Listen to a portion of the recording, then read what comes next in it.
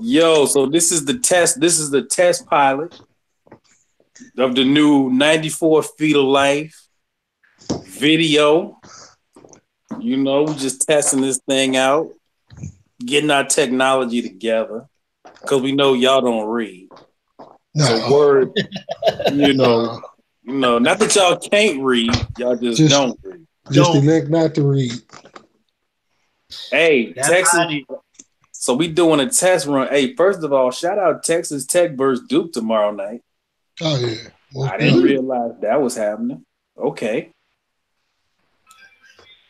That's always lit. We got the Tigers up by 4 over Arkansas Little Rock, who's head coached by Darrell Walker. Hey, I didn't know that till today. Hey, first of all, shout out to the fact that the two best guards in that game is on the benches. It was on the coaching benches. Shout out to that. Shout out to that. You know what? You mentioned that before too, Big Shot. Like in the Maui, I think from last year, it was like Danny Manning against Chris Mullin or something like that. Man. Wake Forest and St. John's. Yeah, let me be clear. Let me be clear. This is no disrespect to young. What's y'all boy Tyler Harris? That's the young guard, right? So Tyler Harris will be good. We know Wiseman is coming. All right. But right now, Memphis, Wake Forest, St. John's, and Georgetown, the best player wearing a suit and a tie, and he about 50. You know, we got to be 100 about some things. You know, but shout out to that. So yeah, good to see. You know, Lester would be going crazy right now because Lester is all about two black coaches. That's his thing. So it's he all about that. So we gotta get my guy Worldwide Lester Memphis, man, for real, man. Dude really like he reps the set hard, like he got like it's in his ingrained in his blood. Hey, you know, Worldwide Black Haven dude. Hey, Worldwide Les. To have him out here.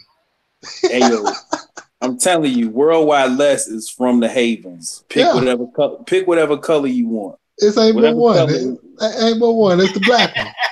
It's the black one. Hey, White Haven, if you listen to this, hey, I didn't say that. It's the same.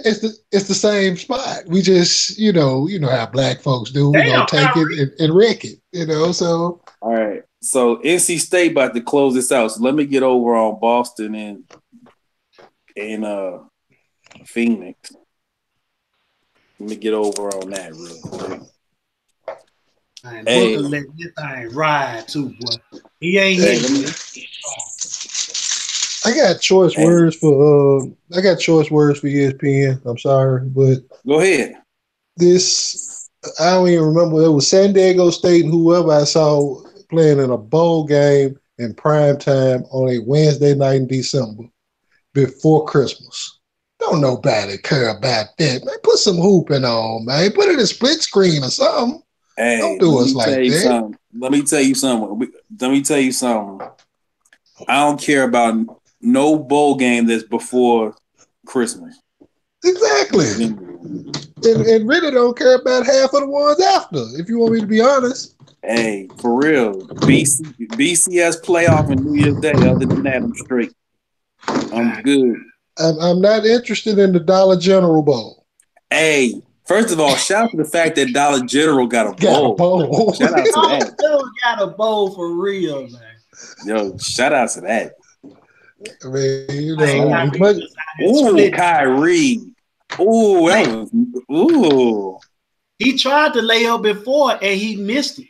He had to do it again just to make sure, like, I know I can make this shit. Ooh. Let's go, Big Aiden. Hey. Who plays point guard for Phoenix? Devin Booker plays point guard for Phoenix too? Man. That's a good question. And then that's like Mike Jones or somebody. Man, they need to call a Frank. Where's Frank Johnson? Where's for real? Where's Nagil Knight?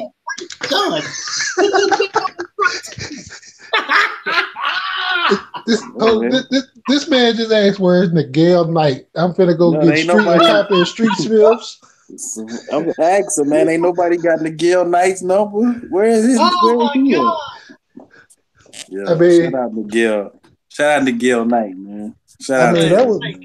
that was as Ray rough as Johnson, like. oh, his fronts were fake as hell, man. That man's teeth did not fit his mouth, I mean, the man said Miguel Knight. I was about man. to spark out, throw out Terry Teagle, Let's go. Rory Sparrow. You know, what I'm saying a couple Let's, other small guards they can get down. You know, that could help Phoenix out at least anyway. It hey, ain't too many cards that I don't like, but the one I really don't like at Phoenix, that damn Barbosa, man. That's a snowbird. Trav. Hey, Trav's hate for Barbosa is so consistent, man. Hey, man. I'm talking about as soon as somebody get the rebound, he get the timeline on the other side of the court. Let's throw it out. Let's throw it. He getting it. Him and Devin Harris, I used to hate them on them. Even better, Trey. A quick rapid fire for you there. Barbosa, which one you hate worse, Barbosa or Anthony Epps? Nah, Epps at the epsilon. Epps is shit. Epps is shit. Man said he was at the upper echelon. He's Let me turn my light on. I just do not freaking like. There's no way you can get your ass kicked and then start crying. Like, it was your fault. You let an 18-year-old. It was his fault. You're right. Okay, Trav. Hey, Trav, I ain't trying to make you relive painful memories. Which game is the one that really makes you hate Anthony Epps, though? Probably Which that game? one. I-7 championship. Yeah, probably the one he talking about. Which was it? It was 97. That was Arizona. Yeah, that was but Bibby was kind of giving everybody the business, though. This is true. It don't matter. I understand. Cause I mean, Bibby went to the league, guys. But he went off the league on you, though. It was Epps he got off the league. You saying Mike Bibby in the league because of Anthony Epps' fault? So. Yes, it was. Yes, Okay. it was. Like fair. He ran the Pac-10. He ran the Pac-10, but no. When they were showing their highlights, it was all on Anthony Epps. Like, okay, I got highlights. How do you have a highlight tape to get into the league on one person? Hey, did he foul out that night too? Yeah. Like that's why they showed him going to the bench in tears. He went over there and started crying. Dude, he kicked your ass, baby.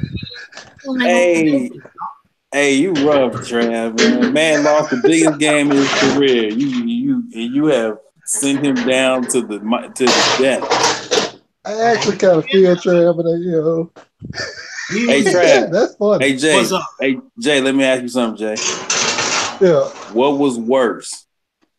What Mike Bibby did to Anthony Epps? Was that worse than Derrick Rose on Drew Neisel? No. No, because with Anthony Epps, I mean, he had Ron Mercer on the floor. He had a returning Derek Anderson with the bad knee. He had some hoopers out there with him, you know, but Drew Neisel was on an island, Mud Island, and in the wrong spot. It's Digger Phelps' fault. That's Digger Phelps' fault. That's all on Digger. Yeah, I mean, it's still 10 years later. It still reigns in the day. It's like cats didn't even know. Some cats you can tell they even know who Drew Neisel was. They're like, Drew Neisel, who? Yeah, he was. I'm looking at the ticker right now, man. Derrick Rose just scored on Drew Neisel again. He just scored on him again? 10 years later? That's tough. Yeah. Oh, TJ Warren, don't dunk on him like that.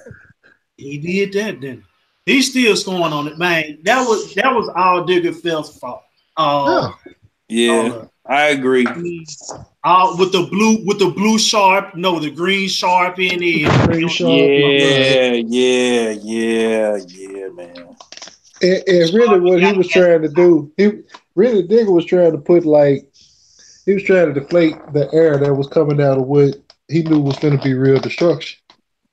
You know what I'm saying? So he was it was almost like how my cousin kept trying to convince me and Pop in like late May that the Cavs were going to beat the Warriors in 5. And then Pop would separate and we'd go elsewhere. Me and Papa could be coming from like the doctor or something. We get back in the car, man, what the hell wrong with nephew? I was in there in one of them sets. Yeah, I was in there. I mean, what's wrong with you, man? Got a hold of him. Hey, Pop like nephew, you played for me. You know better. You hey, your so hoop IQ is way better than that. hey, man, let me tell you what talk. I'm sick of it already. Yo, y'all really this Anthony Davis to the Lakers thing, yeah. Yeah, boy. So I let me mean, so let part me of let it I me took. Part of it I put like part of the territory because it's like that just comes with the Lakers and LeBron. But dude, they free to like next summer, and that's on player option.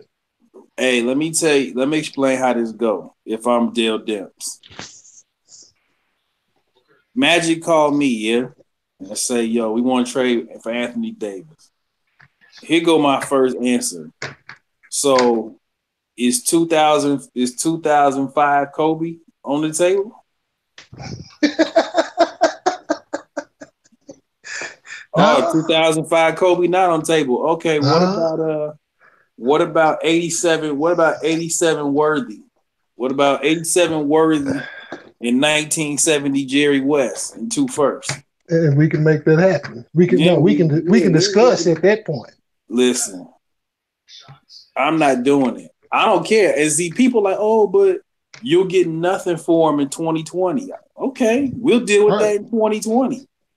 Man, it's not Because happening. what he's doing where he's at, he's drawing revenue.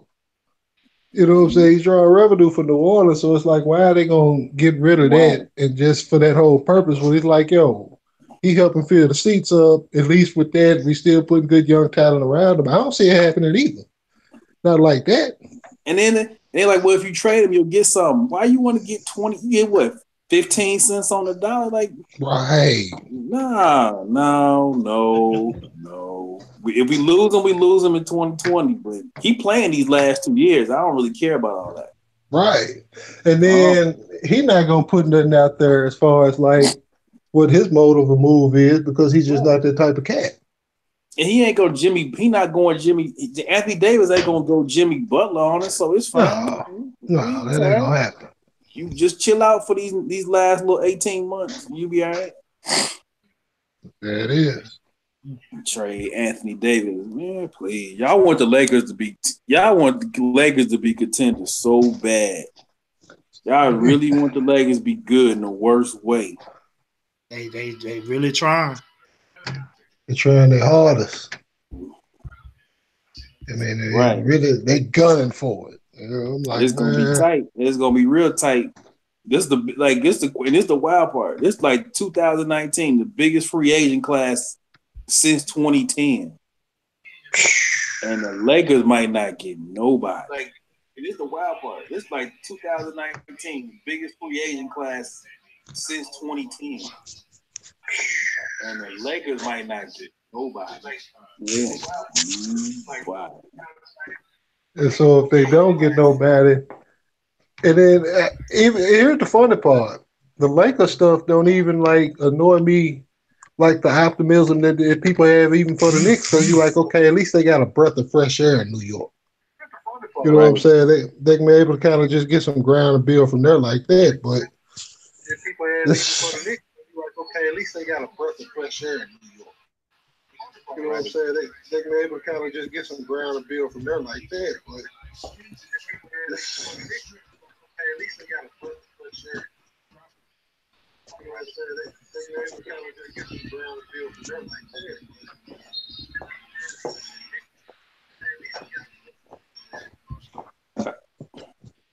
So yeah, man. Hey, Trav. What's up? So let me ask you something. What's up? Why y'all kick Quaddy out of Kentucky, man? Why we do good? Hey, Hey, man, Quaddy, that's his decision. Not ours. Hey, man, nah, man, you and Les wrong, man. That's wrong, man. That man just trying to get his education and hoop a little bit. Y'all gonna kick the man off campus. Because he was putrid. Y'all working. Can't be putrid. You know what I'm saying? I mean, especially Man, with that. hey, he got mad because I think that what was it, that Seton Hall game? That fool played like 11 minutes, man. He wasn't He doing ain't get shit. no clock. Yeah, I was watching it that day. Well, he didn't deserve no clock. That's Nah. what Seton Hall was out there playing Jersey ball. Newer boy was ready. Yeah, man. Shout out Quaddy, man. Quaddy gonna go to Northwestern Missouri College. It's gonna be all right. It's gonna be fun, man. Shout out Quaddy. Quaddy gonna go to. Hey, but now we got to get to the real subject. This is I'm gonna just set this one up for Ham and Trav, representing North Mississippi and Memphis. Hey, man, Rick Barnes better watch yourself, boy. Hey, Rick Barnes better watch yourself, boy. Yeah, You can't be talking. You can't be talking to the king of Memphis like that. You know what I'm talking? You can't talk to the king of Memphis like that, man. Who you think this is? The funny part about that is that I don't think Rick really wanted no smoke. He was just doing it and just having fun with it. You know what I'm saying? Trying to make light over it, whatever. But Hey, hold on, it's a little staticky. Jace, repeat that because I couldn't hear you. you know what I'm saying? I don't think he really wanted no smoke. He was just trying to be like, he's making light of it. You know what I'm saying? Having fun with it, with, being a just and whatnot. But you don't want that smoke from North Memphis, being Hampton area, man. You know what I'm saying? And see what it is that also you don't really get that candid response like that from Petty. So it kind of opens some people's eyes. That's why I think it made the headlines that it made, because it opened so many eyes. People like, whoa, Penny is this, and now course cats like, well, that's gonna hurt recruiting. I doubt it. I know it ain't. It was like, please. But here's the funny part, though. So many of these veteran coaches really want this situation to like fall flat on his face, and for multiple reasons. You know what I'm saying? It makes their stuff a little bit less secure, but then you still got those that are like very sour about how Tubby was done. So just a part of the game with that. But what they gonna do?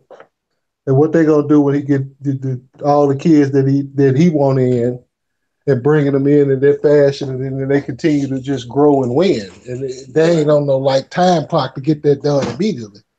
So that he want in, and bringing them in that fashion, and then they continue to grow. They ain't on no like time clock to get that done immediately. So, yeah, man. Rick Barnes, you just watch yourself. Yeah, he may want to chill though. I mean, because Grant Williams and Admiral Schofield, they ain't gonna be around forever, homie. They ain't gonna be around forever, homie. You better watch your back. Which I hope they continue the series, but I don't know how long they gonna continue it as they're going forward. As long as they feel like they can beat Memphis, they'll probably give us some run. But that's a good series to have. John wanted to keep that series going with Pearl, but they couldn't beat logistics in terms of location. I think one of them wanted to do home and home, the other one wanted to do meet Nashville and split the gate, which I can understand that too. Yeah, that would be a fly little game. Memphis, Tennessee, and Nashville. Well, I mean, why wouldn't you have something like what they had in Indiana this past weekend? You know what I'm saying? That was nice too. Yeah, right. And I didn't know that they had been doing it for like the last 3-4 years or so. Yeah, where Purdue and Indiana were crisscross playing Butler and Notre Dame. Who else was in it? Yeah. Notre Dame. Yeah, Notre Dame in that mix. So they'll swap opponents next year and just keep doing it like that. You don't have a round robin, but you got those two that's in conference that play each other twice, sometimes 3 times anyway. Yeah. I feel like, man, the big state schools, the big programs, you should play each other, man. Like, I feel like that too. They should always, like, Ohio State should never not play Cincinnati or Xavier. You know what I mean? Like, Florida should play Florida State. Mm-hmm. They should always, like, Ohio State should never not play Cincinnati or Xavier. I mean, like Florida to play Florida State.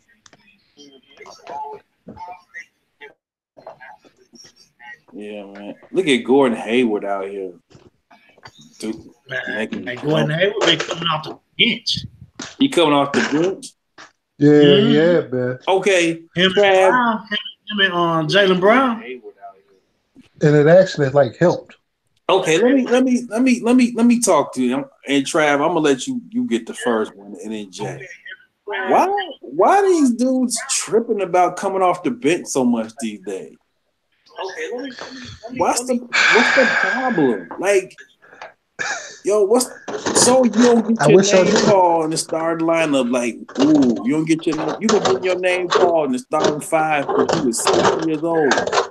It's the one time you don't want to do. It might be a thing the last couple of years in the NBA. Trav, what you think, man? What's the problem? I don't know, man. I don't know. I think it got to be some type of pride deal or something. I don't know what it is, man. But just hoop. Just hoop. Everything gonna be there. Just hoop. I look at it the same way. This is definitely a pride thing until they're able to find like some level of comfort for them all, for their own selves, just to go out and just do like the for pretty much like any cat that wins 6-man of the year.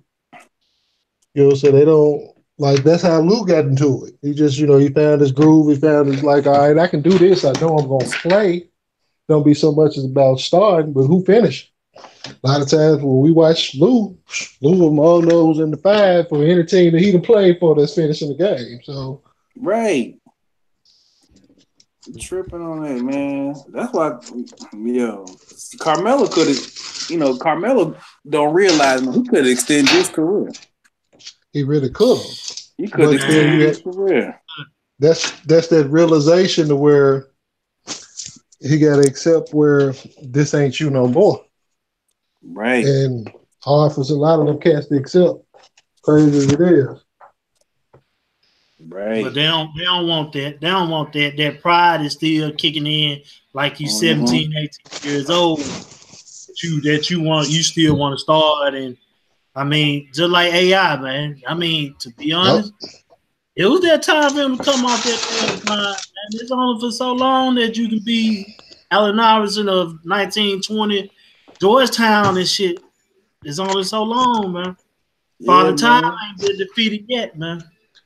And when you gotta look at Lionel in that situation for maintaining and putting his foot down. Like, nah, homie, we gonna roll with 11 at point. He gonna start. You gonna play, but it wasn't about to be the Allen Iverson show. And that part of it, made him just feel it pissed him off. I mean, for what it was. And then the funny part about that AI situation, he got no clock here in Memphis whatsoever. He didn't even dress. Only play like 6 games, all on the road. Mm-hmm. So it was like, man, pride to get you though. Yeah, AI, that was ugly. That was an ugly ending, boy. Man, what they call super ugly. That was ugly. And as great of a player as he is historically, in those 6 games, he really didn't give you much. Couple buckets here, spark, something like that. But it wasn't nothing that was like pulling out and showing up in results as wins. Mm-hmm. So, and Lionel took a lot of heat for it, but then a year later, Lionel was in the playoffs. So, right, with Mac 11. Right, upsetting the 1 seed. My bad, Trav. Hey, yeah, Trav, upsetting the 1 seed. That's why we popped that film. That's why we pop that film on every time we play them. It just have to be played, man. They may need to pop that joint on now. They beat us. They just flat out beat us, man. Hey, you know what's funny about the Spurs organization? For all the success the Spurs have had, right? They've been on the wrong end of some wild stuff in the playoffs. Hell yeah. Like, if you think about it, Derek Fisher, 0.4. Right. This the Grizzlies thing. The 8 seed, right? Dion Waiters. Dion Waiters. Chris Dirk Paul. Nowitzki. Dirk Nowitzki, the 3-point play in 2006. Yeah. Manu Dumbman coming over trying to block the main shot. That was that's Chris two actually, because the 2006 and the 2011 they both were 60-win 1 seeds. Man, Chris Paul. You can talk about Chris Paul. Chris Paul, the one day. Ray Allen. It's been some ugly shits, man. Kyrie Irving, people. 2012, they were up 2-0. They were up 2-0, right? On the Thunder. Oklahoma City. It's been pulled out. They've been on the as much success they done had. They've been on some receiving end of some real like classic stuff, man. Yeah. The Spurs be on the wrong end of some stuff. Yeah. It's very like what's that slogan that much given is much received? Yeah, that's where I was just about to go with it. It's like at the same time, you gotta go through this wall of dealing with them. So it's like, okay, well, whatever. It evens itself out. And they be taking this shit in stride, man. They taking it in stride. A person like me, I can't live like that. Well, let's just look at how they lost to the Clippers that year, and they all went out and hung out and watched the Mayweather-Pacquiao fight together. Stayed in L.A. They didn't go back to Texas. They stayed in L.A. for another day or two. Yeah, so they just take it like just, well, shit happens. We live. We move on. Yeah. Me, I probably would have been like, man, I would have went in my room, told some shit up. Trav wouldn't have been having it. Man, I can't have it like that. No way. But then, and of course, when you even go back to 2013, it's like, how you go to sleep that Tuesday night over to that Thursday for Game 7, and you maintain that same poise. They just ran out of gas. Hey, but now let me tell you something. Of all them losses, if I was a Spurs fan, that's the roughest one. That's which one? 2013. Yeah. That's the worst one. 13? Yeah. Ray Allen? That's the worst one. Yeah, that was a bit. That was because it's not only it's the Ray Allen situation. I think you had 4 free throws. Kawhi missed 2. Kawhi missed 2. Manu missed 1. Somebody split 2. Who split the 2? Manu split 1. Yeah, Manu split, right. Yeah, we had that. We had get 1 offensive rebound. Right. We had, can I say that man Slick outcoached himself? You don't. I don't care. Timmy got to die on that floor. He got to die. Yeah, he took Tim Duncan out on the last play. Sure did. Yeah, that's how Chris Bosh got the rebound over Boris. Yeah. Dang. He outcoached himself. You was under a minute. You were under a minute away from winning it too. So it's like, hey, they was right there. We would have beaten Miami at their own game. That following year, we would have got dusted. Spurs would have got dusted because they would have never changed their game. They would have never known that 5 players can beat 1 or 3. Right. They would have never made that adjustment. So again, as much received, much is given, much is received. That's just the way it is because they were beating them on pick and roll action. Yeah, but they were so good at hedging, but we was just hitting lucky shots.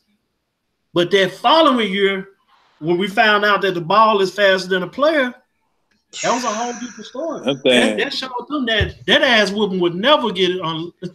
Those skills going on them. Y'all sent that man. That man went back home because of y'all. Exactly. And that should have been broom action too, because San Antonio didn't play well in game 2 and still right there at the last possession had a chance to win the game. So, oh, okay, AJ, check this out though. Now, let me go to you.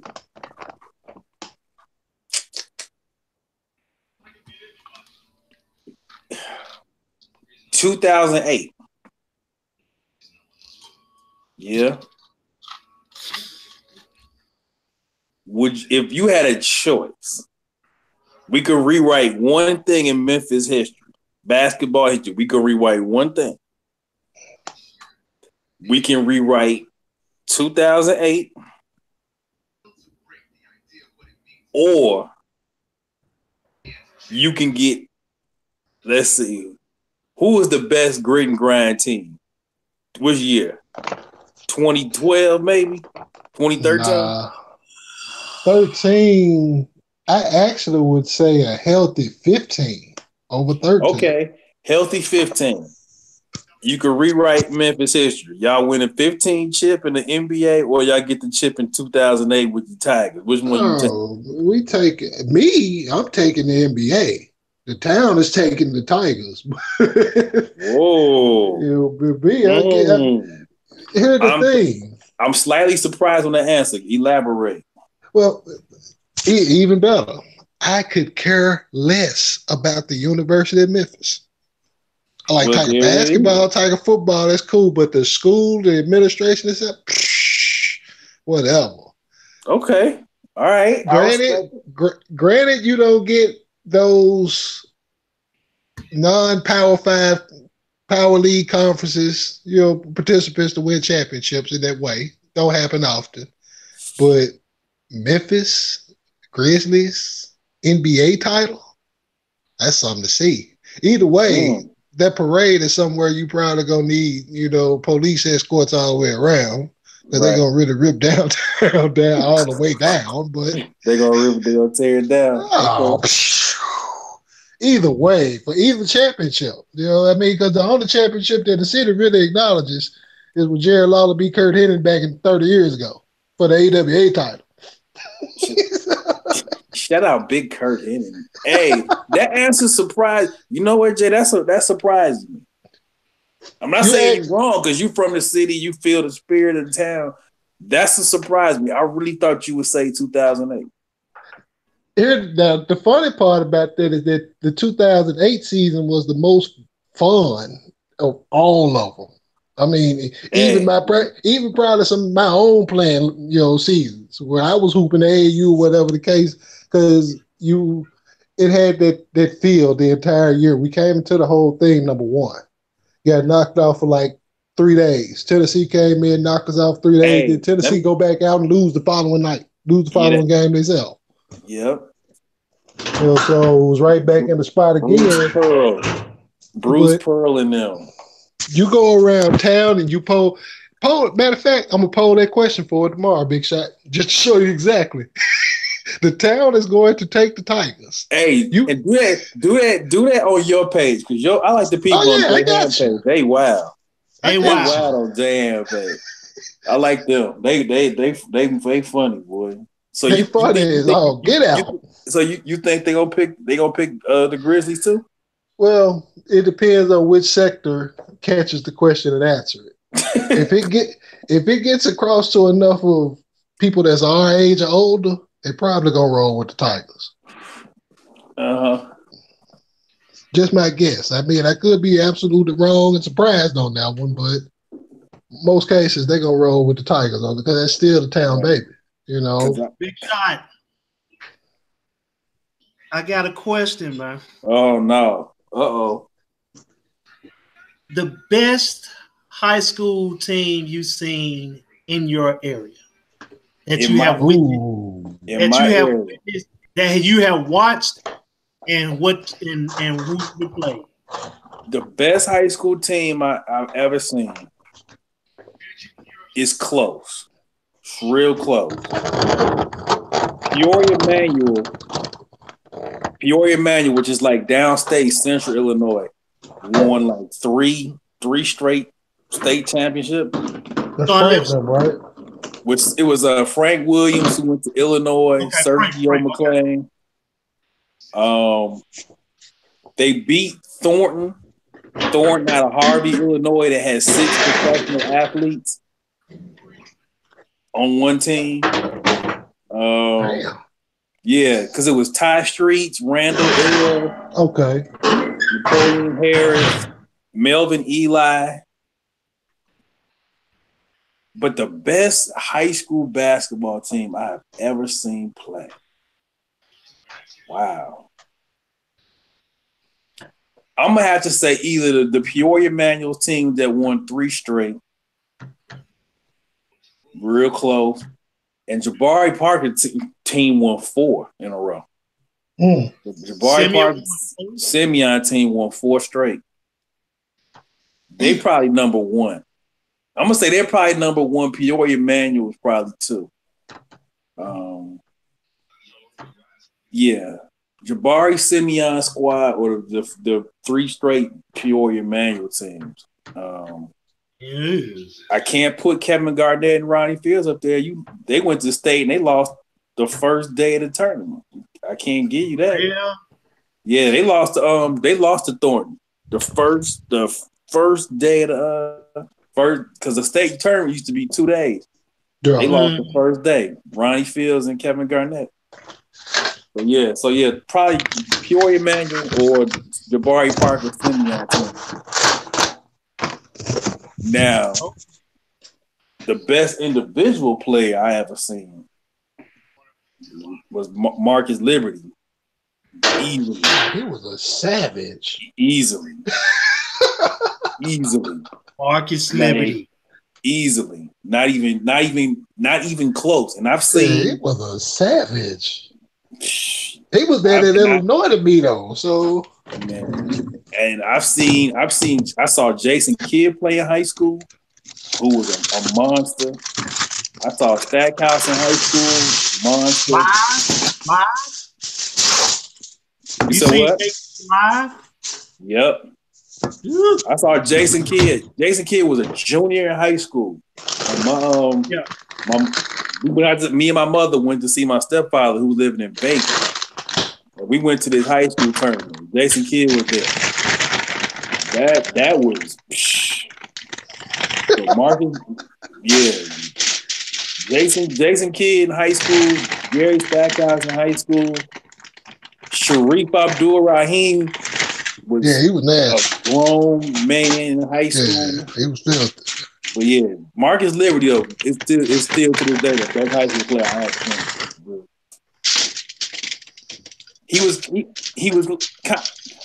Marcus Liberty in high school in Chicago was the same thing as Penny Hardaway in high school in Memphis. I got to see that. Thing. Yeah, it's the same thing.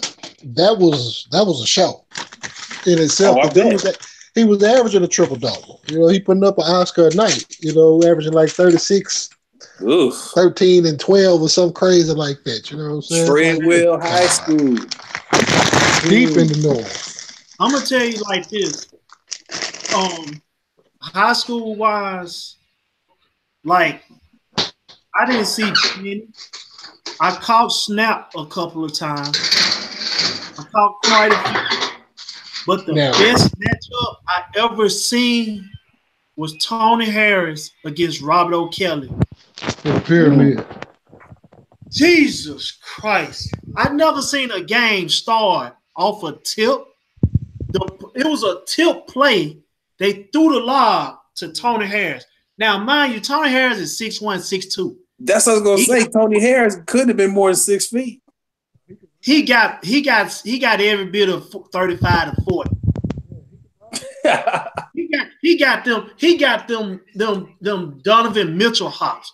Jumps in just high and quick. Just boom, just like that. Then the ball didn't get out the net about 3 seconds. Robert O'Kelly was on the other side of the timeline and Trey ball. 3-2. That's how it started. Robert O'Kelly went where? The name is familiar. Robert O'Kelly went to Wake Forest. He played at White Station. Okay. Hey, Ham, put your mic up. We can barely hear you because I know you want to say something. They put 19. Well, the pyramid seat like 19,000. It was a good 14,000 there that night for Eastern White Station. That thing For was real. strong. That thing This was was the strong. 97. All right. You know what I'm saying? That was the best matchup I ever seen. I'm talking about then on and White Station won that game. White Station won, but East had a NBA size team. Man. Them folks was I'm not NBA, college. They bigs was 6'7", 6'8", and 6'8". One on went to USC. One on went to USC, and then he came back and went to Western Kentucky. Okay. Man, they play that game. You know when they put your game in the pyramid, it's real. Yeah, the pyramid. If your game's in the pyramid, now I'm gonna tell you like this. I seen. So that's how they used to just get down with it. And then, because at first, years ago, they did it in the Mid-South Coliseum, and then once pyramid went up, they put all of them in the pyramid. I remember. I'll never forget about the.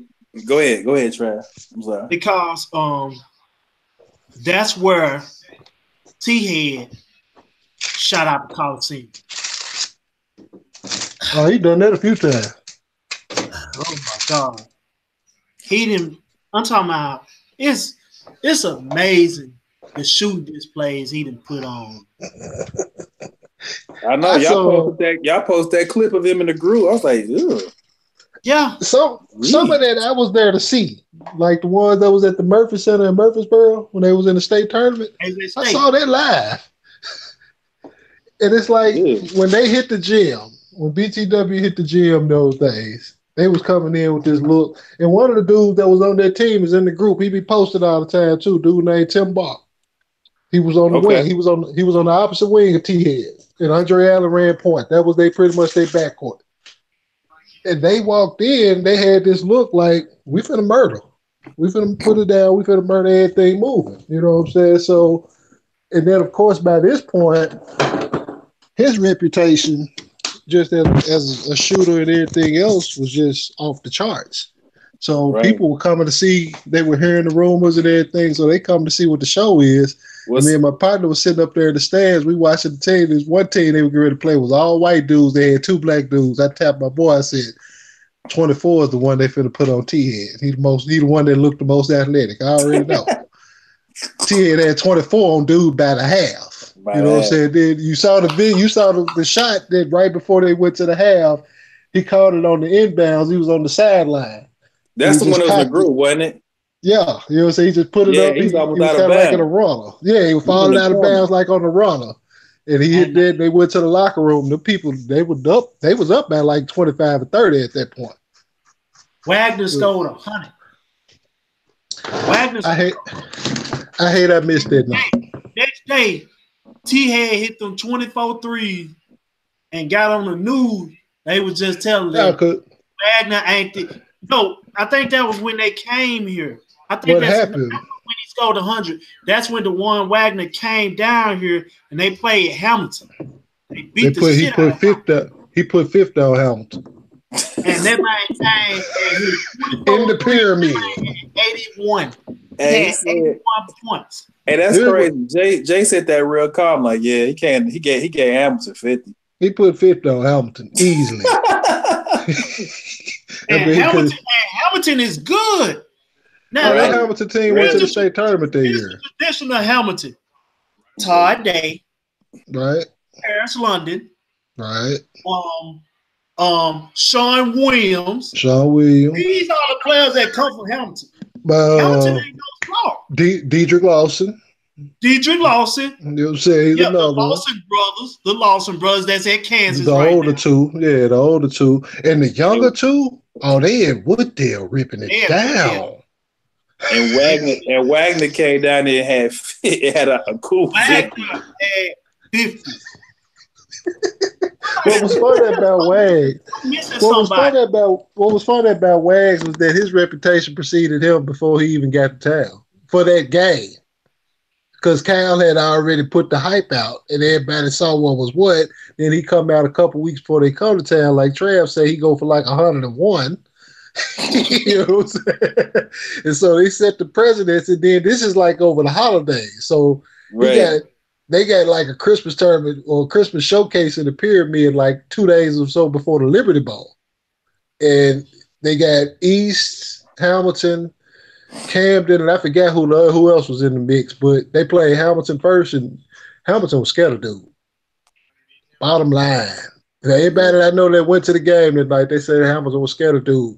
When we went to see him the next night when they played East didn't care. They locked up on him.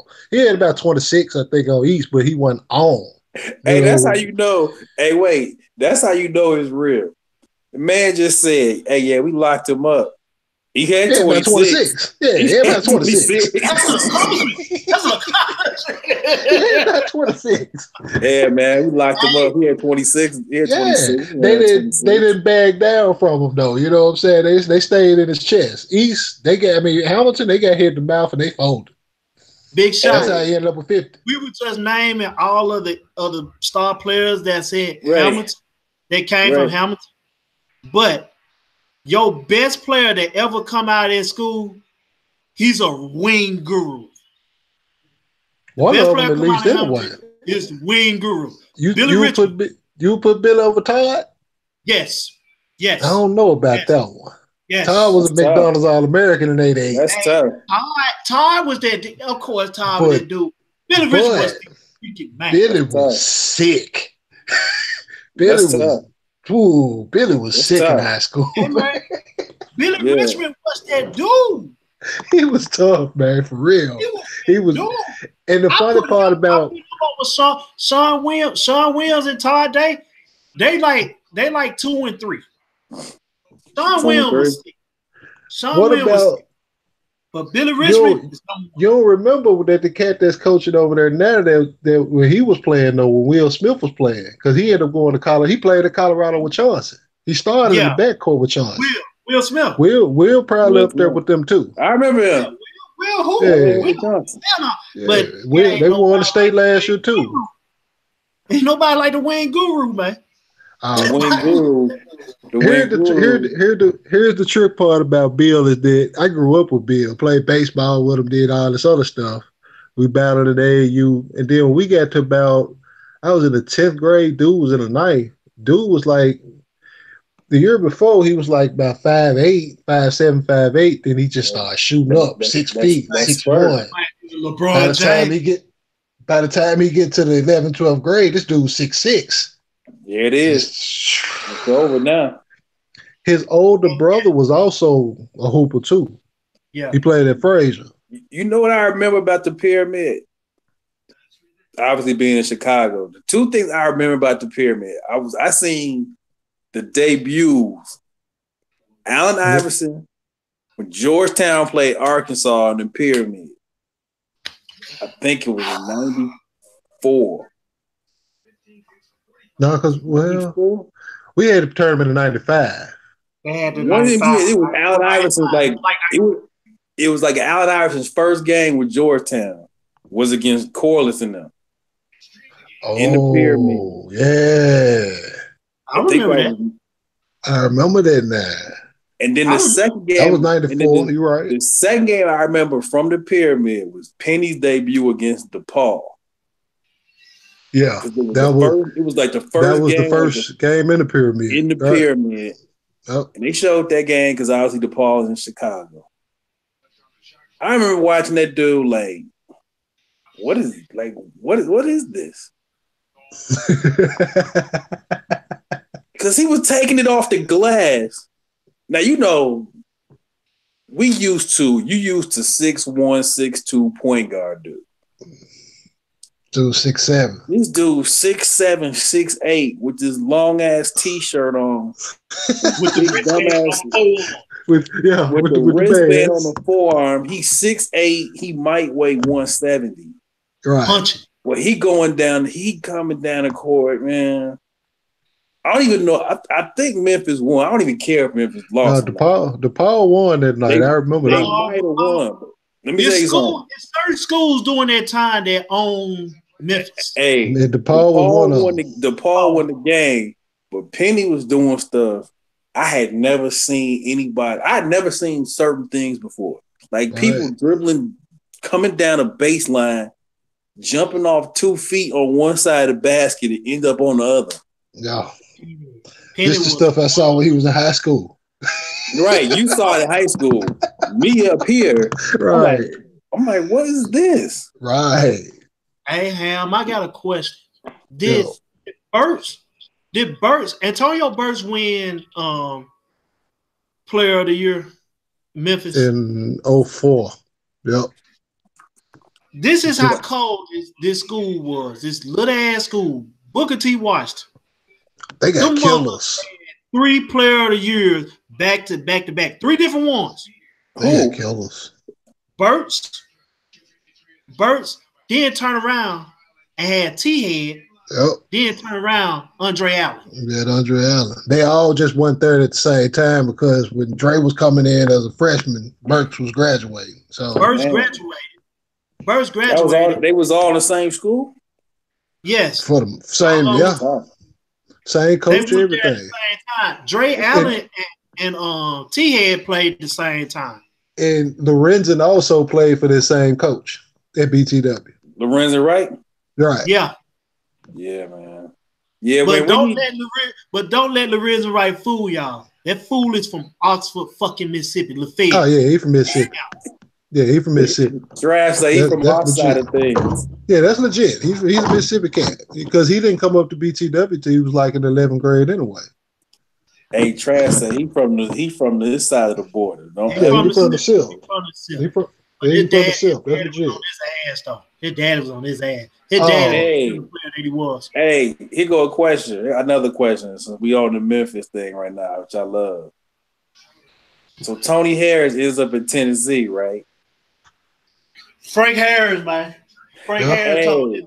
That's all Frank. And let me ask you something. Now we know how J Ham and y'all has told me about the politics of Memphis City basketball. Ooh, boy.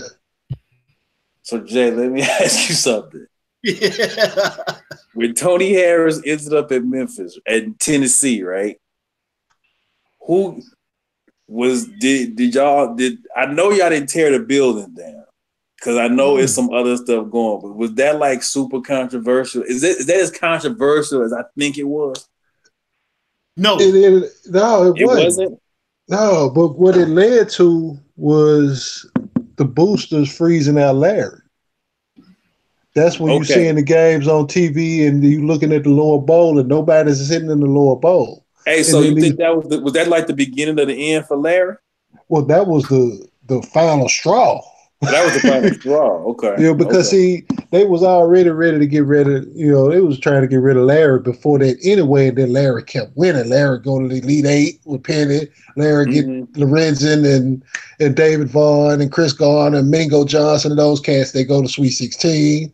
They making good run. And then when they came out, and remember they played they went up to UMass and they played Canby and them. They were ranked third. And UMass was number 1. And then after that, they got in the tournament and they lost in the first round to Drexel. That was Malik Rose. Drexel ate them alive. Yep. After that, and then he didn't get that class of 97. When the only one he was able to get was Marcus Moody because Tony went to Knoxville, Robert went to Wake Forest, Corey Bradford, I think, wanted to leave City anyway. Right. He wanted to leave. I think he wanted to leave anyway. So you bring that into the equation, it was like, okay, well, he couldn't get them. That's done. And this is when you see in the freeze out of the boosters not wanting to get their tickets away to the fans that wanted to go. We gonna make this look bad on Larry while Larry's on TV. So they gave Larry the 50 Cent Ja Rule treatment. Basically. Exactly. But it all fall. Again, I posted that link. I'm finna listen to that too when we get done. 53 minutes, y'all going to enjoy it. The reason why it wasn't a big deal because we wasn't educated or we wasn't highly in tune into the bag like we are now. like we are now. Right. Yes. Right. That's why it wasn't we knew it was there. Now that we know about the bag, right. Frank Wright was asking for a bag for Larry Finch.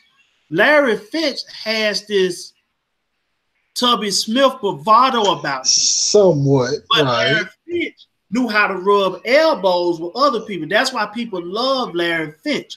Right. But at the same time, he going by NCAA rules. He's like, man, I can't do that for you. I can't do that.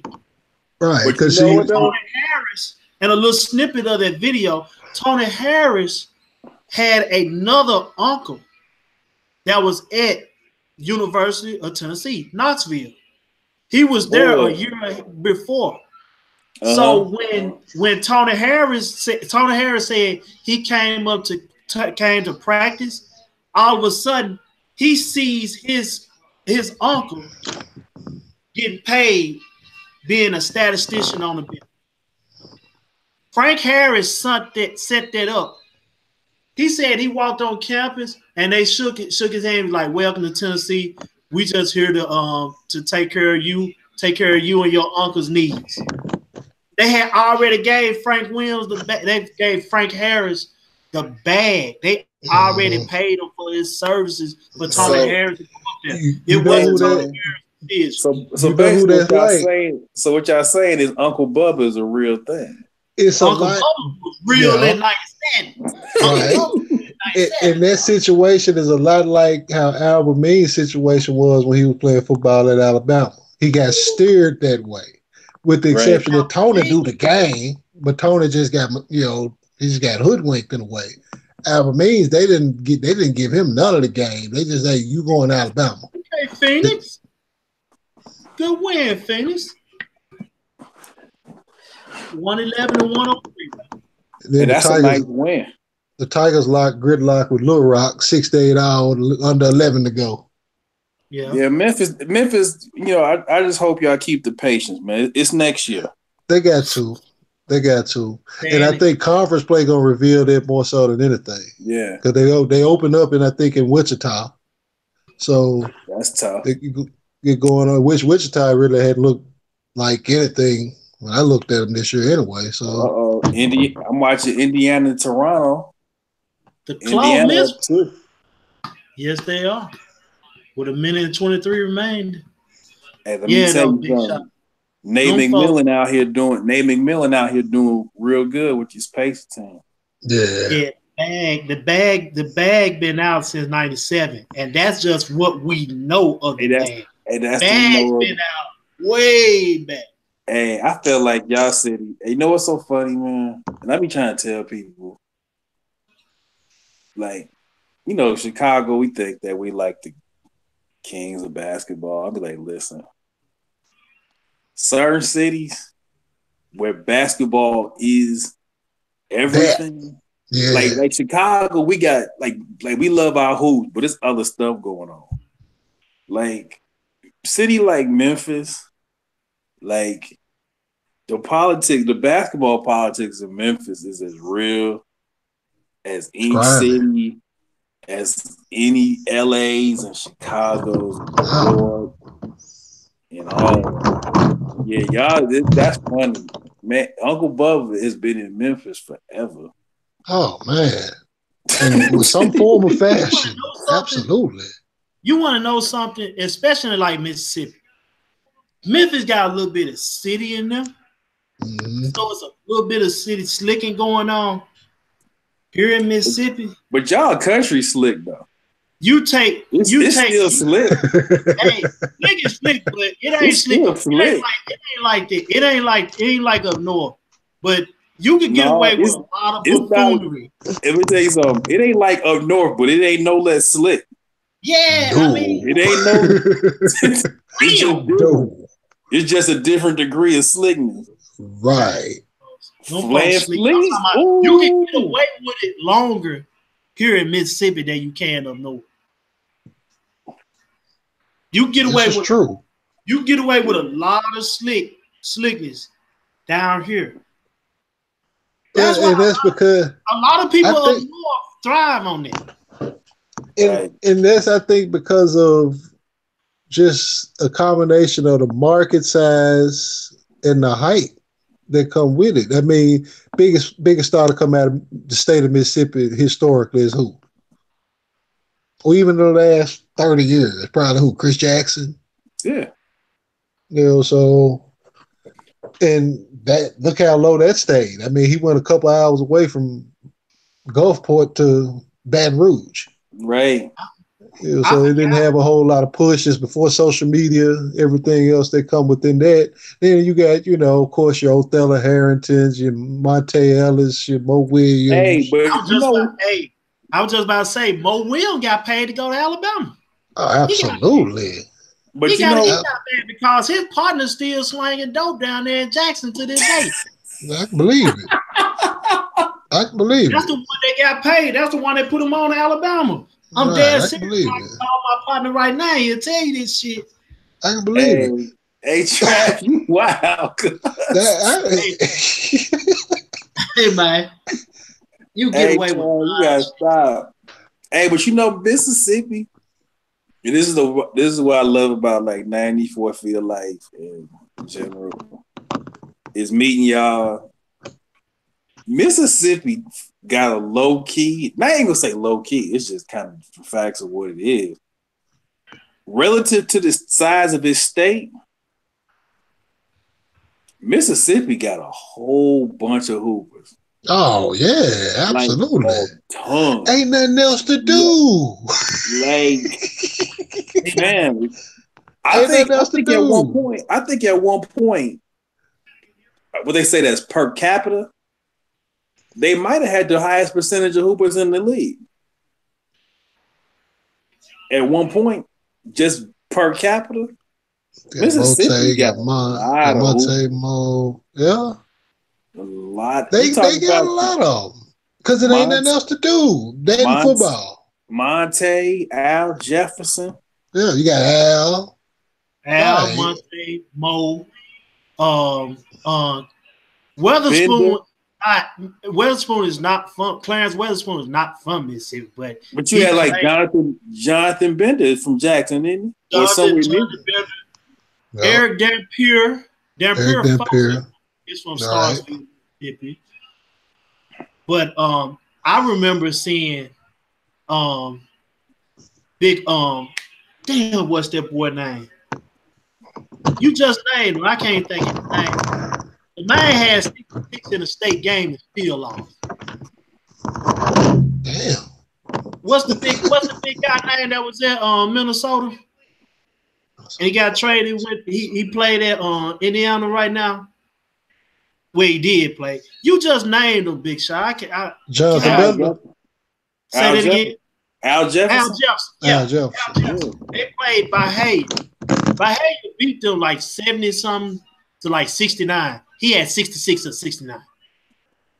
Hey, yeah. But you know, hey, Al Jefferson and Josh Smith, the reason Mike Davis got fired in Indiana, man. Because they didn't show up. Because they ain't show up. Yeah, he Mike went to the Davis had league. hey, Mike Davis was about to have them both. Yeah. He was about to have Jay Smooth and Al.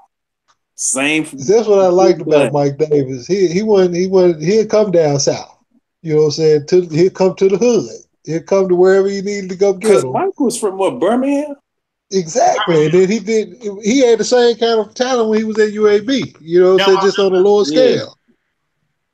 Because he had a cat that was from out of here named Marvette. Shooting fool. North Memphis cat. He can shoot the cover off that rock. Man, he was another one of them North Memphis dudes. You know what I'm saying? I think he went to North Side. That's when he had Robert Vaden and all them on the team, which Robert Vaden was a hoop.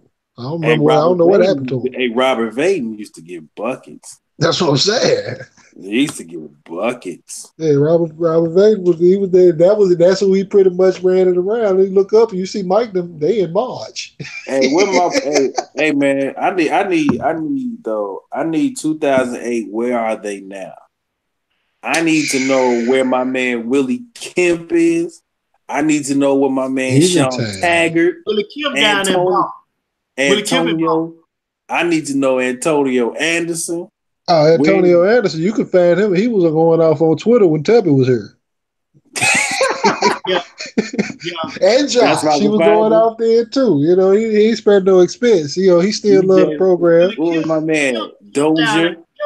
Kemp and Bolivar. Those are somewhere probably in DC getting high.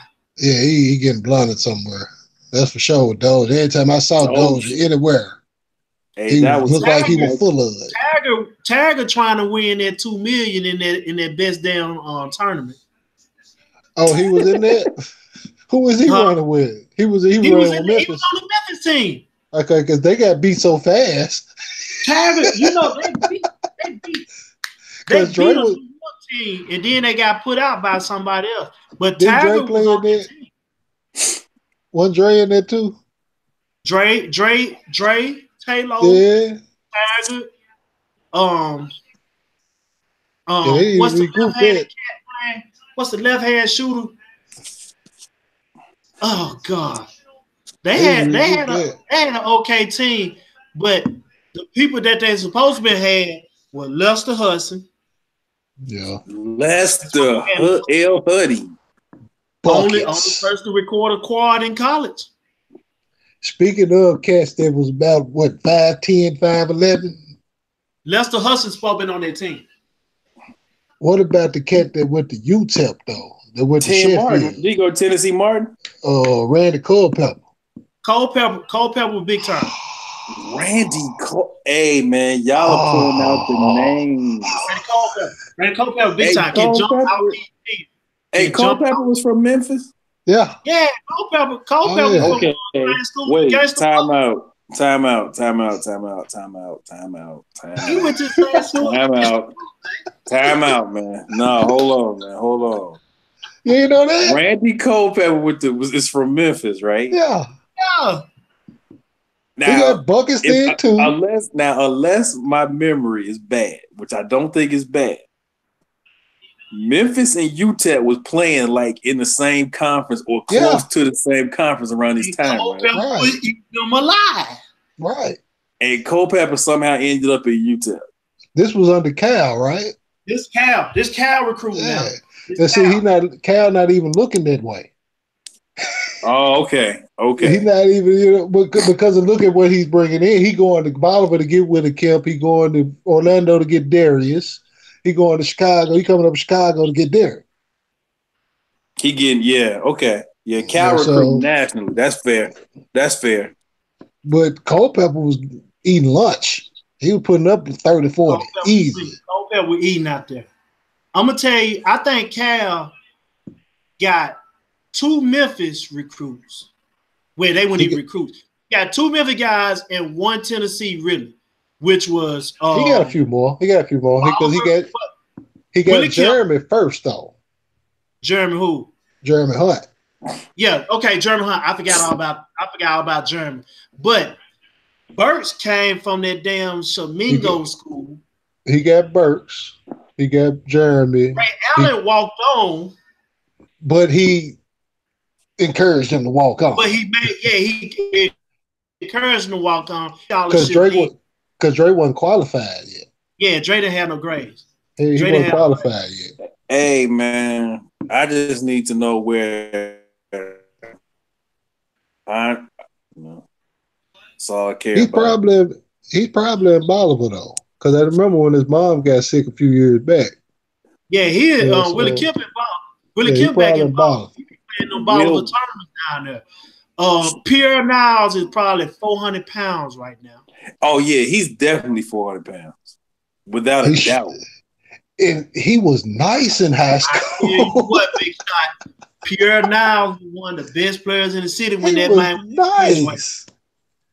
Oh, the big man, he was nimble. Oh, Giannis. Soft touch. Hey, that man just split 2 and punched it long style. Hey, man, I need Giannis to stop Euro stepping into these dunks all the time. Man, he be doing it, man. It be filthy. It be filthy. He make it too easy. Yeah, man, it look too easy, man. Way too easy. I need to stop doing that. He kind of being disrespectful at this point. He really is. Because he went right now. I say December probably through at least April. It don't matter that he ain't got no job. I don't care. I don't want him to ever get one. It don't matter. Because if he get one, it's curtains. I want him to pretend like there's no such thing as a 3-point line. Yeah, if he ever get one, that's perfect. You can hang that up. If he get a 3-point, then we should just quit. Yeah, that may be the time where I actually just stop really watching the NBA. Hey, certain people just never discover that they have a jumper. He won. All right, big shot. Well, I'm gonna run down this Memphis roster of where are they now? 2007, 2018. Yes. We got Supreme Bay. Right. You know who Supreme Bay is, right? Supreme Bay. You don't know who that is? Who is that? That's Chris Douglas Roberts. Oh man, we know he wilding. We know he that's his name though. Supreme Bay. Right. That's government change to Supreme Bay. Yeah. Chris Douglas Roberts, man, his t-shirt didn't fit quite right. It was tight in the shoulders. It was tight in the shoulders, but it was long in the sleeves. It was extra. I don't know what that was about. Yeah, that was very new age. I don't know how you pulled that one off. I don't know what that was going on with that. Of course, we got Derrick Rose still in the league. Antonio Anderson, D Rose is still in the league. Right. Antonio on Twitter. Robert Dozer out smoking. Donnell Mack was on that $5 million team on that Memphis squad. Donnell Mack. That's the left hand shot. Yeah, that's the cat. He couldn't do nothing to Dre went on the floor. You know what? Joey Dorsey probably over. I think Joey Dorsey is overseas somewhere.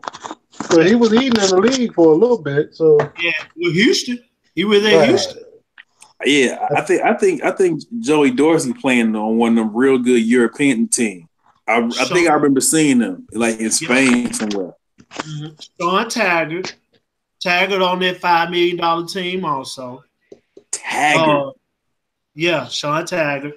Willie Kemp in Boston. Ray Allen out here bullshitting, getting out of shape. Coaching Little League football. Rolling blunts at practice. Who's rolling blunts at practice? Oh yeah, he coached with my cousin. That's the funny part. Yep. Wait, who is this now? Andre Allen. Dre Allen. Yeah, his son is a nice back. His son got game. Pierre getting out of shape too. And I got one more name for you, Big Shot. Who we got? Chance McGrady. Oh my God. I forgot he was even on the squad. We need a reunion. I think we need a reunion. What? I think they're going to do one. They probably do They need to. Mm-hmm. It won't be done here. It won't be done here with John in town. John. Hey, let me tell you something. John Calipari has made very few off-the-court mistakes in his life. He had one, though. When he decided to leave y'all to go to Kentucky, that man had a press conference outside his crib or some building in Memphis. That was his house. I was like, was his house? Hey, John, don't ever do that ever again. Just leave. Just leave. Really. And then, bro. And then the one before that, he pretty much told him that he wasn't. That's what they hollered at him about because you told us you weren't leaving. I know. I'm not leaving. Everything is fine. We're going to stay here. We're going to tough this out. John Calipari had signed a 5-year, $8 million contract. I told him. I said, y'all, that body as good as gone. I told him. Don't I was like Cole and Martin. Riddlespoon. Boy, when we got Boogie and John Wall. And that's the second part of what they was hot about. He took our player, dog. Them boys recruited to John. Y'all better learn how this go. Wall, that was a wrap. And then, did people think they had a shot at Wall and Boogie in Memphis had he stayed? Yeah. They were coming. Memphis was being point guard because he was getting them too. And then they had got Tyreek He was getting Tyreek them two, took them folks to the Sweet 16. Then you come with John Wall. and then he was getting Wall and Boogie, and then he was getting Xavier Henry along with that. Hey, Trav, guess who hit another bucket? Who? Dirty Joe Inglis. Oh Larry my God! Joe. Watch it right now. Over the state. Hey, Larry Joe Ingles. Larry Joe Ingles, man, is 78% from the field on national TV. And he's anytime we see him shoot anyway, because he don't not miss. He don't miss nothing on TV. He don't miss nothing. I love how he lean with it on that follow through though. He got that lean. He be shooting that thing here, lean with it. Yeah. I be like, man, just shoot that cover off that rock there, boy. Hey, so we gonna wrap up because this test call is going for an hour, but it's cool. It don't matter. It's been about 2 hours. Hey, let me say this about Golden State. Now, it's early. It's not even Christmas. Right. But I'm gonna say this about Golden State. Yes, if they all healthy, they are favorite. It is. Draymond Green and Andre Iguodala at some point in this year are going to have to shoot the ball. Yeah. To beat me, and make shots. They're going to have to do it to beat. Like at some point, right? Because Golden State, if you look at their team right now, they don't have the depth that they had the last couple years. Right. And if you look at the stats, if you look at the stats on Golden State, you can draw a line under the Splash Brothers and KD and look at the difference between player 3 and player 4. I think it's Draymond Green, I think, is averaging 7 points a game. And that's not me being funny. I think that's not accurate. That's about 7. I give him no more than 10. That's not accurate. I understand Boogie is coming, and we're gonna see what Boogie looks like. But this will be the year. They're built really funny right now. That roster. They built like a buff dude that don't work out on their legs. Then it's real top heavy. I mean, that's a hell of a top though. I mean, KD, Clay, and Steph. I mean, if you're gonna be top heavy, be top heavy. But exactly the rest of that roster, like again, it's early. We probably be talking about them playing in June again, but my personal opinion on this, and I know we try not to buy into the media hype and sky is falling. I really believe this is the last year for them. Because I feel like the way they've constructed this roster, when you start doing stuff like this, when you start, we'll just kind of piece this together, player like 5 through 12, and we'll just kind of just piece it together and see how it go. I think this might be the last year of this. Not because they too top heavy. Like Trav, when y'all was getting down with the Spurs, Duncan, Ginobili, Parker was the it. But what Pop was so good at doing, he developed another guy. You develop Kawhi. Yeah. So your older stars get pushed down, not necessarily the pecking order, but you develop a legitimate fourth person. Right. I don't like how this Golden State team is constructed. Not going down like guys that show up like they got a couple of guys, but they not on a consistent night. They're not coming through like that. Everything is done by Steph, Clay, and KD. Them 3 guys probably scoring like 80 points a night. Yep, about 80 85. They give you 80 85 a night. Like, I don't know. They still the favorite. they should still win it. But I don't like how they. We not looking at something about the way they 10-year run of it, in that way. Nah. This and to be honest, if you're gonna get them a year, this may be the best year. This be the best year to do it. Right. For real. Because don't you have to think, fellas, that I just figured the odds catch you at some point. Oh, exactly. Like just the wear and tear of these long ass seasons and you catching everybody's best shot. Yep. To me, eventually you get caught by somebody. You will. But the question to ask is, how much do they love to win? How much what? How much do they love to win? That's just in them. How much do they love with that team? That's it what matters. makes the game fun. That's what makes them turn up. Like how much dog they got in there. How much do they love to win? True. If they have that love to win, it's hard to beat them. It's true. That's real true. Like Kobe. Kobe said something that was so cold to me. He said he loved the way the Nets snap. He can listen to that till he die.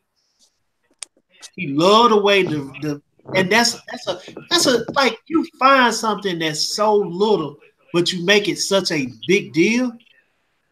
That's something real serious. It's very channeled. Real serious. Yeah, it's very channeled. You know what I'm saying? And so that's what drives them, though. If they love to win like that, it's tough. It's tough to beat them. No, I think to your point, Trav, I think that's the thing that's why I think the second half of the season. That's why, as much as I say I don't like how they built, and I think when they get to that second half of the season, when they get to March, the closer we get to the playoffs, you'll probably start to see that come out. I think right now, I'm not saying they half-assing it, but I think they just kind of let's get through Christmas. Yep. Let's get through the trade deadline. And then like after the All-Star break, we'll turn it. But I don't know. I don't of the it's been what 5 years it is?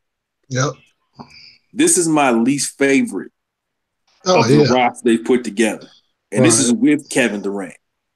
Like I just don't like the way it's put together. But when you got Clay, when you got Steph, and then you got the ultimate, and then you got the ace of spades, 35. Hey man, 35 is a real deal. Yeah, it's serious. But if it's any year to catch them, it's this one. But see, here's the crazy part about that, Trav. Part of my reason why I can't really trip because I don't see who catches them. That's the thing. It's like realistically, when you get and Jay, I'm gonna let you talk to this point because we talked about it's the West, the West, the West, the West. Right. I look at the West right now. I don't see anybody in the West 4 out of 7 beats them. No.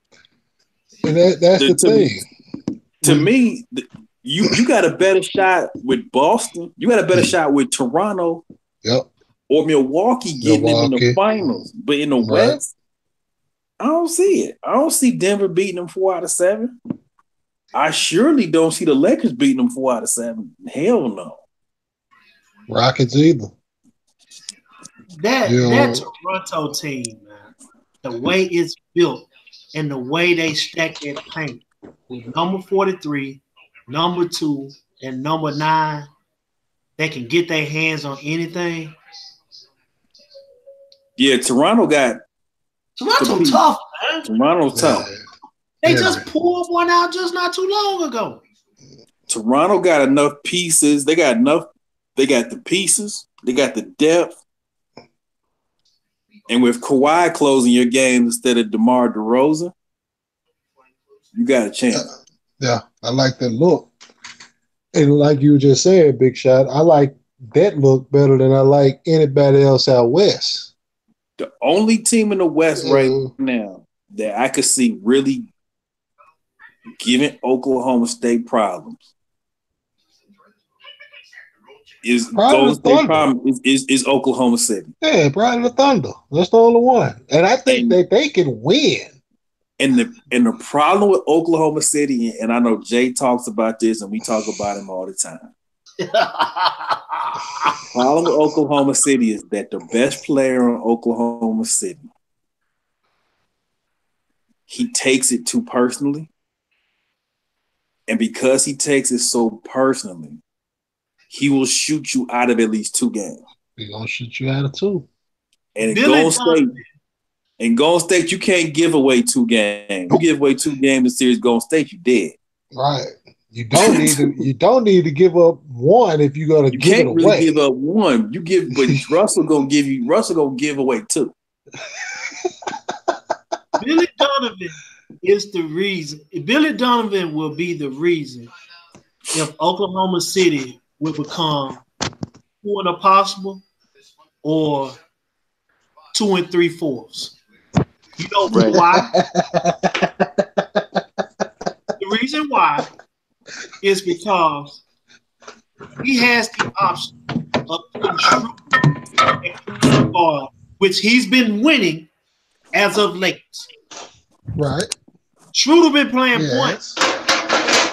Russell been on some too with PG-13 on the other wing.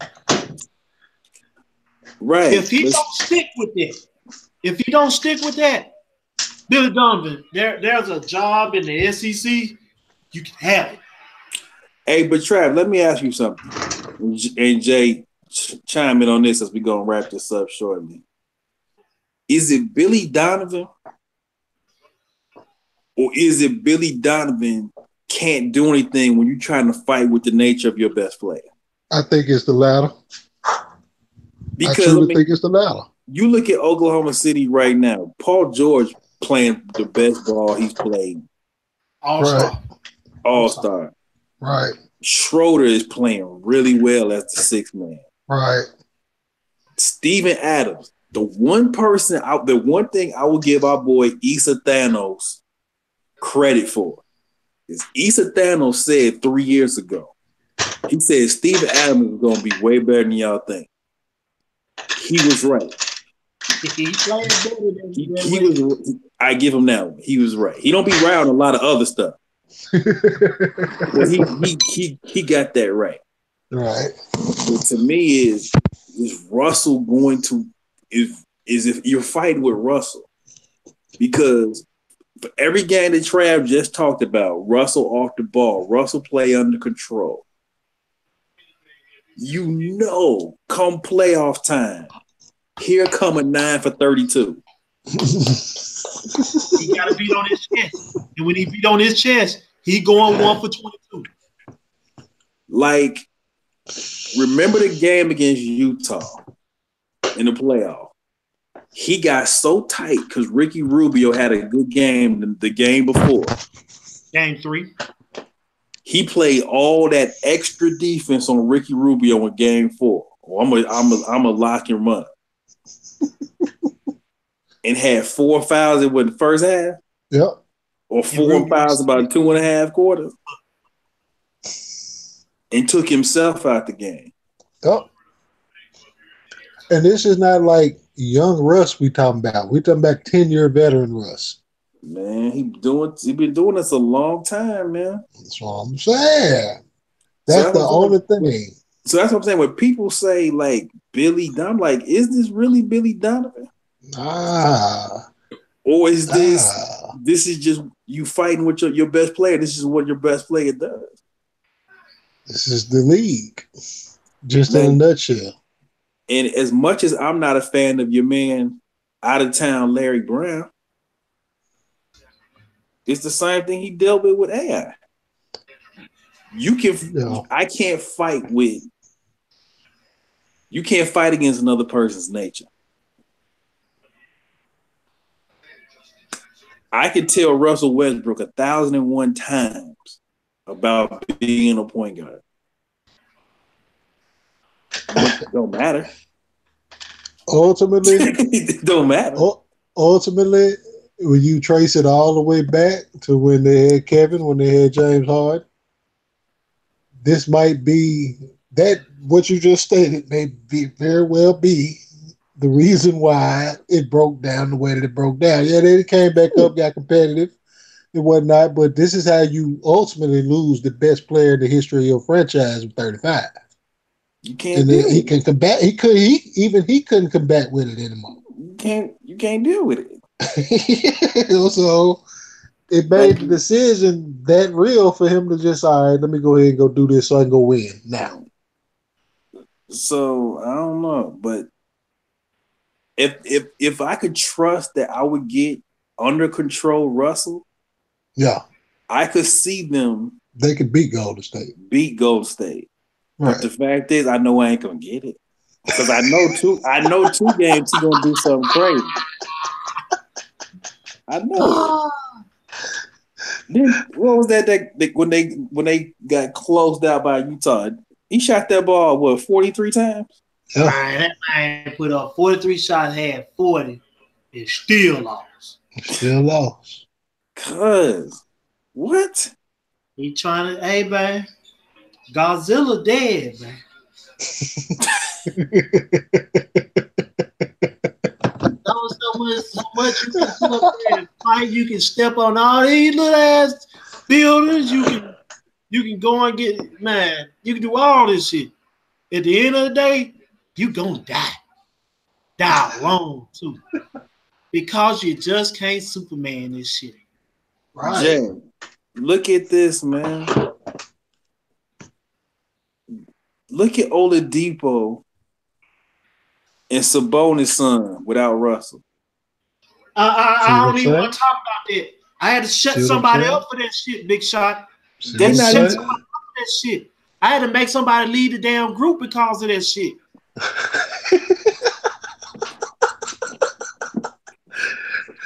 Don't do that, man. Don't do that. But this man literally, Oladipo is trash. He didn't do nothing. That's what he said. We pulled up. I did film. I pulled up numbers. You gonna tell me he's still trash? Come on, man. Dude just wasn't getting the opportunities that he was getting the ops. He didn't get the opportunities. Now he's getting the opportunity. They trust him. Now Oladipo's an all-star. He's an all-star. He been doing it. Oladipo all-star, and Sabonis damn near averaging 14 and 10 off the bench. Off the bench. We can't forget Enos either. Enos was playing good ball too. Who? Yeah. Enos Cantor. You know, so you can't forget him either. You know, so it's like it's all there, and it's like that one common denominator is the $40 million man in Oklahoma City. Hey man, and that's what I'm saying. We gonna see how nice he gonna if he gonna play nice until the playoff. But when they get to the playoffs, dude, losing good luck. And as you say, that Mother's Day reservation at the finest restaurant in LA is waiting on you. That Mother's Day reservation is right there for you. It's right there. Hey man. Nice screen and roll action there. Who's that? Sacramento? Sacramento and OKC. Jackson, Willie Cauley-Stein. That was a nice play they had. Right? Hey, shout out Willie Cauley-Stein, man. Putting in good work. Putting in real good work. Hey, Sacramento, real improved. I like it.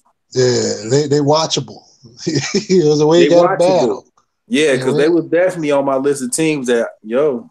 Nope. Don't put them on my TV. Sacramento Kings basketball was not allowed on my TV for 3 years, man. No phone bad. Now the only people that's not allowed on my TV is the Bulls and the Knicks. That's bad. That man get Bulls local coverage. Hey, man. Yeah, that's hard. That's hard not to watch. Hey, that is AJ. Jay and Trav, that is the beauty. That's the beauty of ESPN and YouTube, brother. Yeah, it's true. If the Bulls come on our TV, I'm like, oh, I got options tonight. We can watch something else. Because I made my formal declaration, and I'm gonna send this one out. I'm gonna give Father Pops Ham credit for this because he made me realize this 4 years ago when I had the greatest conversation with a stranger I ever had.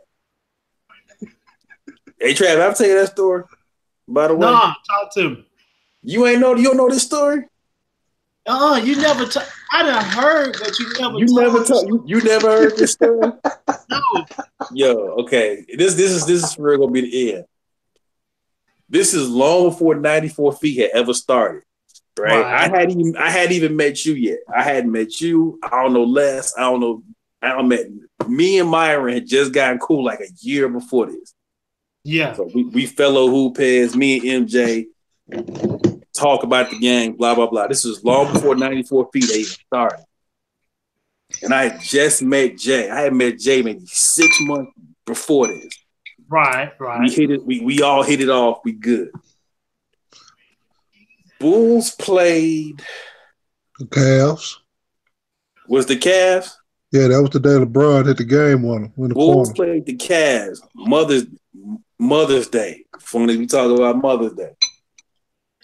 Mother's Day. You know what? It was right after we started 94. Yeah, so 94 Feet had probably been a thing for about a month. About a couple months, right? And a couple months. LeBron hits the 3 on Mother's Day to beat the Bulls, 2015. Yeah. I'm snapping. I'm going off. Now, man, y'all know me. I don't cuss like that. You don't go off. Snapping. I call MJ. MJ is still kind of into the Bulls too. Snapping. So I'm like, man, who we gonna call now, Big V? We gonna call Jay. We call Jay, call the house number. Picks up, right? Soon as he pick up, me and Myron snapping. Going on. We mad because the Bulls have blown this game. Right? Yeah. We going off about 20, 30 minutes. 20, 30 minutes going off. He let him hang. Jay, I'm thinking we talking to Jay, right? Because they sound just alike. Yeah. We was talking to Ham Father the whole time. The whole time. Myron said he picked it up about 10 minutes in that we weren't talking to Jay, that we was talking to Ham. We was talking to Mr. Cunningham. But I'm not catching it because they sound just alike to me on the phone. I'm going off, I'm cussing. I'm cussing and everything. And then finally, like a half an hour into the conversation, he starts talking about, you can't let these people make you upset, when they make it. And I'm like, damn, this ain't even Jay.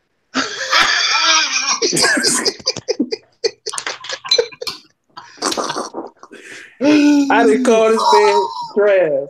I didn't call this man's house on a Sunday afternoon talking crazy. What is his father? Is Mr. Cunningham? I was like, man. And then I'm like, oh man, I'm sorry. Because I done cussed on this man's phone for about half an hour. I done cussed on his phone. He just let us go, man. So yeah. I had said, don't let him make you sick. Right. He like, but see, the thing is, he sounds just like Jay. So we talking the game for real. We talking X's and O's and all of that. Yeah. Well, what's fun about it is that I get home, he tells me about it, and he pretty much gives me the same rundown. It's like he's on the phone too, killing himself, man. Yeah. The whole deal. He's like, man, I'm like, I'd call this man's house talking greasy for 30 minutes. Put that mic close to you. They not catching it. He like they not catching that this is not you. This is me. They just standing. Jay, put the mic up closer to you. Put that mic closer to you. Put that mic close to you. Hold up. Yeah, we can hear you. Boy, I would have, boy.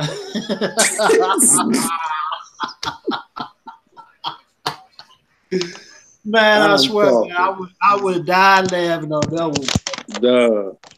Trav, I don't embarrass easily, right? Man, I was so embarrassed because I'm talking stupid, just talking. I hate these motherfuckers, man. Motherfucking bull. I'm going off. I ain't even talking to the right. I'm talking to Jay Father. You talk that boy. He did talk. Boy, he had a ball laughing at that. Talk, man. Especially that show we had that live. He came in from work. Oh yeah, the one that he came in from work, and Trav had an arsenal of questions already lined up. You know what I'm saying? It was like, all you gotta do is shoot it to him. He gonna let it ride. Right. He finna just drop game from there. I just went back to doing what I was doing. I started making a couple more does, and I looked up 30 minutes later. Dude just like posted, standing up against the table. I'm like, oh, he into it now. And it was funny because when my mom said it, she already knew what the setup was. Right. She knew what was about to transpire. Like, he done walked in and he done started talking. They already knew. They right. Yeah. That is probably in the 4 years of 94 Feel Like that was funny. The funniest. That was the funniest thing that's ever happened to me. Because I know who is this? First of all, it was this dude calling my house in the middle of Sunday afternoon, messing up my Sunday afternoon. Why is he cussing? Why is he going off? None of that was go. He let it go for 30 minutes. None of that was thought. The only thing that was thought by him is that this is hilarious. Oh, he definitely had to laugh because I was like, damn, that ain't even Jay. Oh,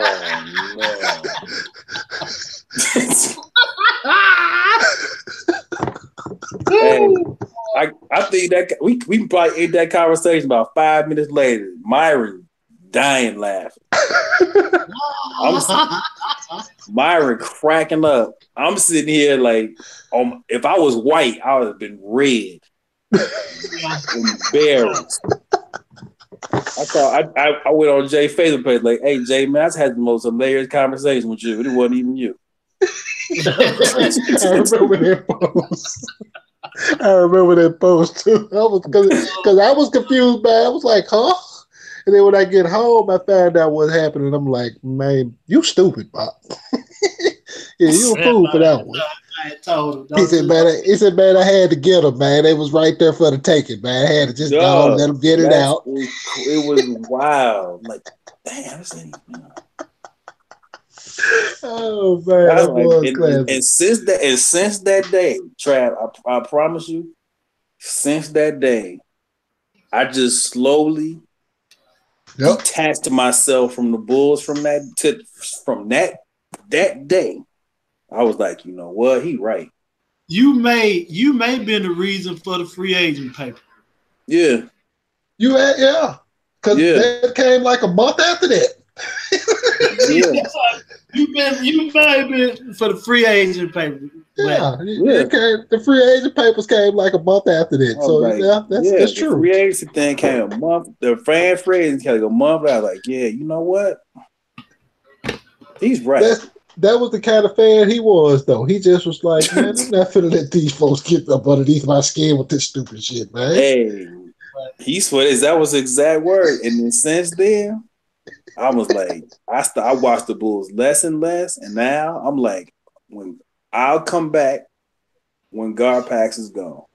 Yeah, I'll be back. Yeah, when that situation happens, I'll be back. I ain't watching another game. You can't make me watch it.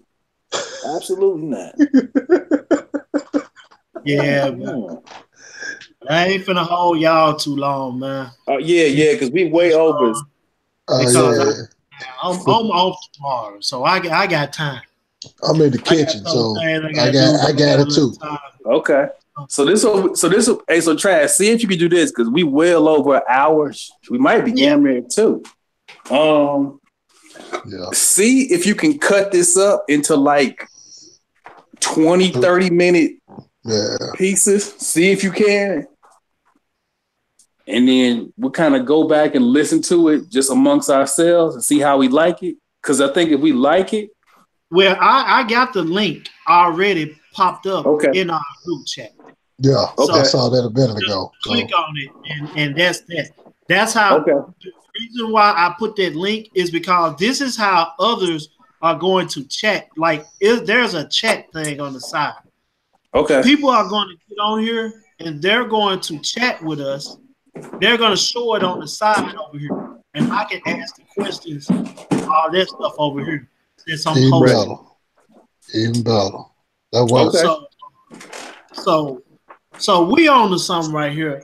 I'm gonna see if I can cut it. If not, just let it. You know what? If not, it's amongst us anyway. We'll just let it play.